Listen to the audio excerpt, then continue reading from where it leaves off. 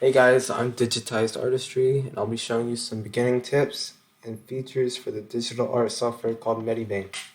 So what you want to do first is search up download Medibang, click the first link, and you want to click Windows. Well, that's for me.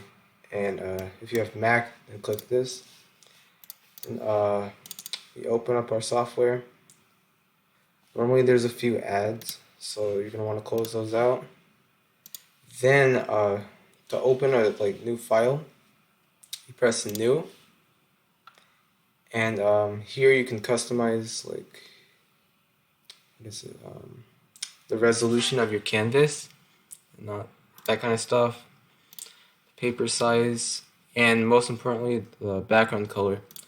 So most of the time you're gonna want to do white as like the default color.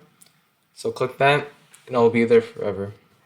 So yeah, that's pretty helpful. Now we press OK, and we're here. So over here, this is the layers.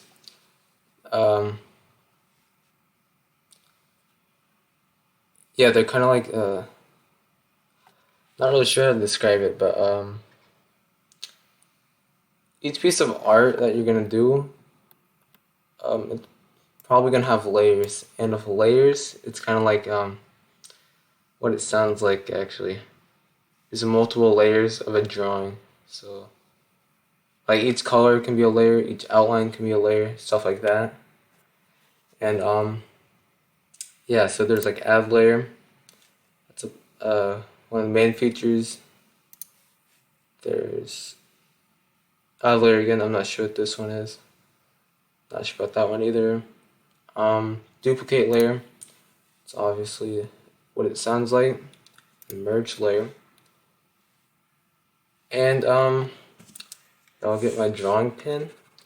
We can draw like a squiggle right here. So this protect alpha thing, it's very helpful. Once you have that, you cannot color outside of your lines. So see, you can't color outside of it. Turn that off. I can color outside of it now. Okay, and then lock just prevents you from marking on it. Gonna draw a box now.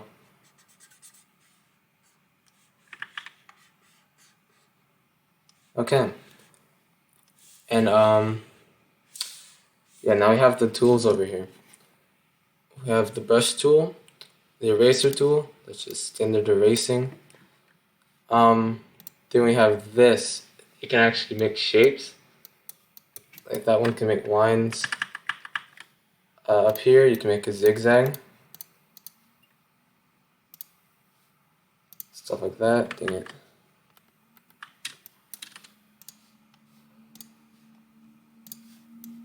You can make shapes. Circle. I don't know why it's acting all weird, but yeah.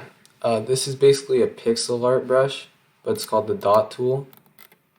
If you zoom in, using my pen now, but you can make like kind of like pixel art shapes. You can scale it using this up here. So that's nice. This, it's the move tool. Moves everything around. So you just click and drag. This is the fill tool. You can make shapes kind of like this. Fill them in. Same thing with the ellipse or circle. And this is the bucket tool. You click and it fills. Very helpful. A lot of the tools in here are they're pretty much on Microsoft Paint or like any other art software you'll ever use, because they're like standard tools that you gotta use. This is the gradient. Don't know how this works too much, but whenever you drag, it makes a gradient across the screen. You can do that with almost any color. Or no, you can do it with any color actually, my bad. But yeah, next one, the select tool. You can actually grab it like this, press Control T, and you can move it around. And while you're in this kind of phase, I guess, you can do a lot of things like resize it, you can rotate it, flip it, and what else? This, the free transform, you can kind of like change the perspective of it. And then Control D, it deselects that. So you can apply that as well. This, it's the Lasso tool. Oh my god, it's still messed up, but yeah. It's basically the select tool, but a lasso kind of shape. The magic wand tool, you can click on any shape you want, and it selects this allotted spot that you chose. So I can just color that in. Yep, just like that. These, yeah, some of these I still have no idea what they do, but I don't think they're too important yet.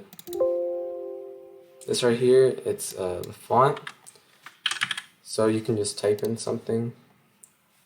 Does it there. You click it again with the tool, the text tool still out. Lets you edit. So you can change the text size, change the text font, stuff like that. Those, I don't know.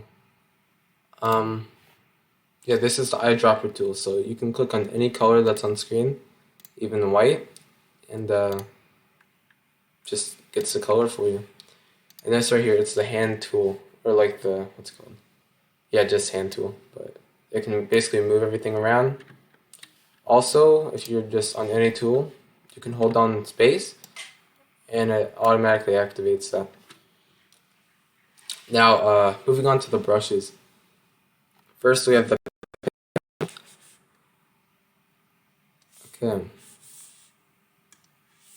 with the pen tool. This is what it sounds like, just a pen. The pen sharp. This is basically the pen tool, except it's kind of like calligraphy at the end. This, it's kind of, I don't know.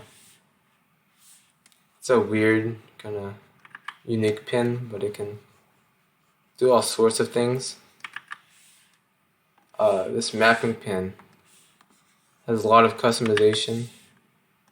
Edge pen, same thing, a lot of customization. Stipple pen, it's kind of like an airbrush, but I wouldn't recommend using this. Sumi pen, it's kind of like marker, I guess, with some weird textures. Watercolor, this is very useful for painting. Very useful for painting. Watercolor wet, it's about the same thing except more realistic features to it. Acrylic, this is like, it's kind of like watercolor and marker combined. Airbrush, it's kind of like spray paint almost. So it's kind of like a blur tool. Right? And then here's the real blur tool. I don't know if you can really see it, but oh yeah, here it is. Yeah, it makes everything blurry.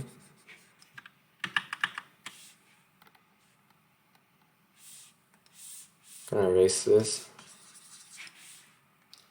Okay. Smudge tool. This, it can I make a little smudge, so like that. Kind of warps and distorts everything around. Sparkle brush makes sparkles, kind of like that. Rotation symmetry, very cool, like what's it called, kaleidoscope kind of patterns. It's pretty neat. Eraser soft. Yeah, basically the eraser, except like not too much pressure on it. And that's like standard eraser, but a little realistic. And all of these brushes I've downloaded. And to download brushes, you gotta go to Add Brush Cloud, and you can search for any you want. So, yeah, something that's pretty useful is leaf tools. So that's a useful one. Also the cloud. Those are pretty nice for backgrounds and such. So you would click on them.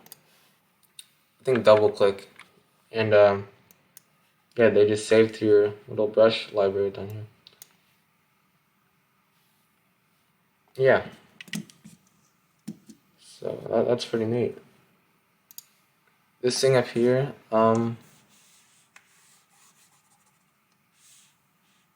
know why I clicked on it, but it's kind of like a basis, I guess. You can actually color this in, but it only colors in on the marks. It's good for like a background, I guess, an outline. That's like a sun ray. It's like an eclipse.